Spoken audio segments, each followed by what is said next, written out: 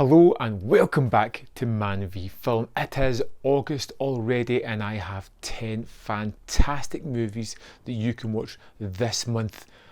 And you know what? Let's just dive straight into these terrific films. Number 10, Byzantium. Two mysterious women seek the refuge in a rundown coastal resort.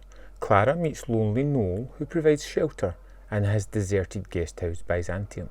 Schoolgirl Ella befriends Frank and tells him their lethal secret.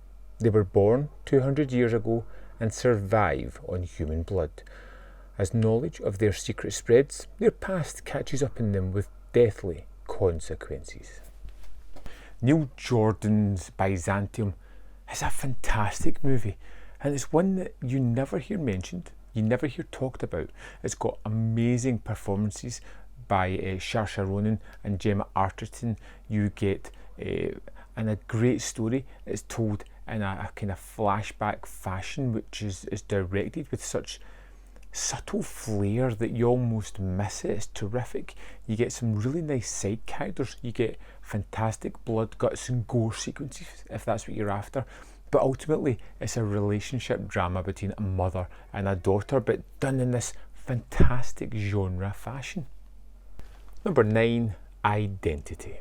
Strangers from all different walks of life are caught up in severe rainstorm, stuck at a motel in desolate Nevada. Soon they realise they may be at the motel for another reason, when one by one people start getting killed off.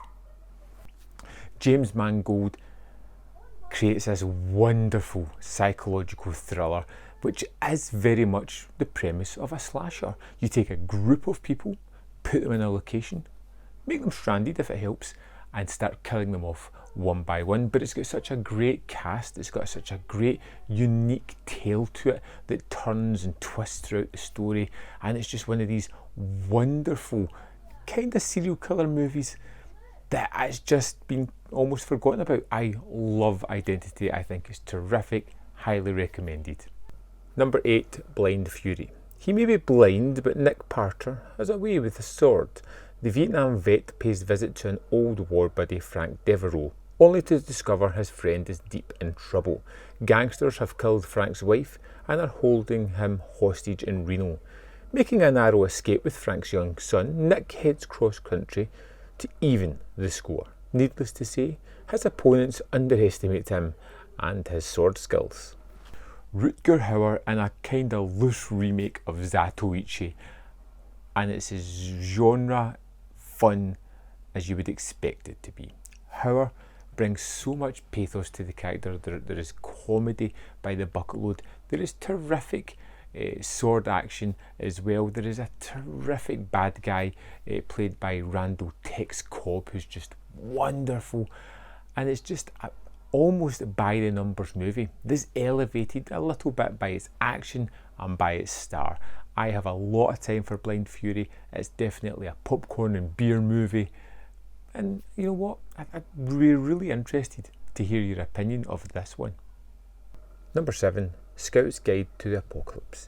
Ben and his class buddies are scouts in Leader Rogers' small town troop, which hasn't managed to recruit anybody for years. Finally invited to a cool kids party, they sneak off, but people affected by a rabies-like plague which creates zombies are getting in the way. The boys team up with fearless strip bar waitress Denise Russo, who in the process builds up dating virgin Ben's confidence, while the zombie epidemic gets so bad the army is called in to bomb the whole town off the map. A Scout's Guide to the Apocalypse has a wacky title and poster art that would put you off, and it kind of delivers on that idea, but it has a lot more pathos to it as well. It's about a kind of deterioration of a friendship, realising you're about to go your separate ways. It's people being at different stages of their life at different times, but it's done in the guise of a zombie movie which is incredibly cheesy and fun and violent and laugh out loud funny at certain moments. I really was impressed by this movie because I kind of wrote it off as just a typical zombie movie, but it had a little bit more to it than that. Number 6, National Lampoon's A European Vacation. The Griswolds win a vacation to Europe in a game show and thus pack their bags for the continent. They do their best to catch the flavour of Europe, but they just don't know how to be good tourists. Besides, they have trouble taking holidays in countries where they can speak the language. Quite possibly my favourite of the Lampoon vacation movies. I think Chevy Chase and Beverly D'Angelo are fantastic as the lead characters. The ever-changing son and daughter team works tremendously well this one, and I think the constant changing scenery really adds a lot to this.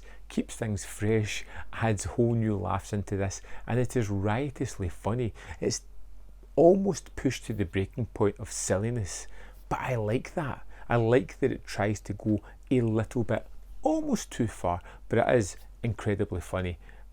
And you know what? I think I actually want to go and watch it again. So good. Number 5, Midway.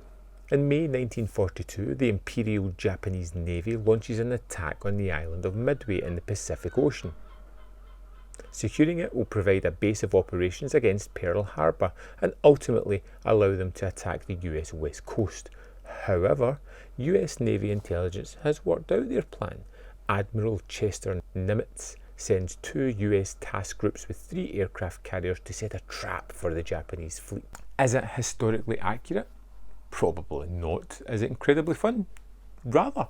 It has some rather ropey CGI, some really unbelievable moments of dogfight flying, but what it loses in reality, it gains for in pure entertainment. It is a quick, punchy, exciting movie. It has a keen eye for action and is directed fairly well. This is one of those kind of ones that may surprise you when you actually start to watch it. Number 4, The Man from U.N.C.L.E.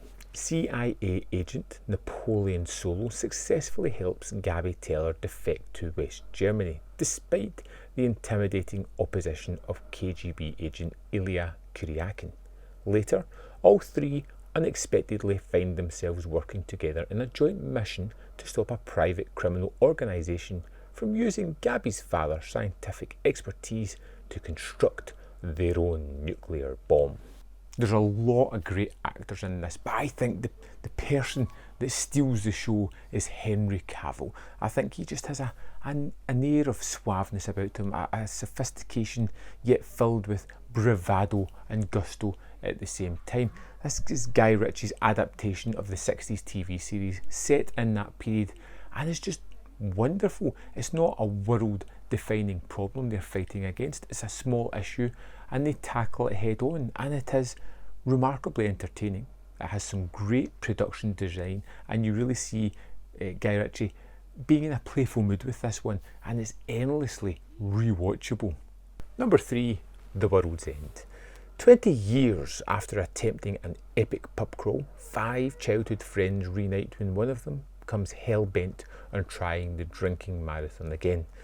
They're convinced to stage an encore by mate Gary King, a 40-year-old man trapped at the cigarette end of his teens, who drags his reluctant pals to their hometown once more and attempt to reach the fabled pub, The World's End. Edgar Wright's third part of his thematically connected Cornetto trilogy is a wonderfully underrated movie with fantastic performances, a story that is remarkably well thought out and executed, and one that offers real surprises and just a sense of rich thematics in amongst this kind of genre science fiction setting. It has these characters dealing with past traumas and realising that their route to adulthood has been varied because of things that have happened in their past, and they may not be where they want to be, but they come to learn that that's all right. Number 2, Focus. Nicky is an accomplished conman. When young grafter Jess tries to take him, he sees right through her. He takes her under his wing and things begin to get a little bit personal. When they pull a big score, Nicky decides to let her go because he thinks they're getting too close. Years later, Nicky's working for a guy to give a competitor some false info, but before he begins, he discovers that Jess is with this guy, and it just kind of ticks him off. And he has to figure out if she is grifting his mark or him.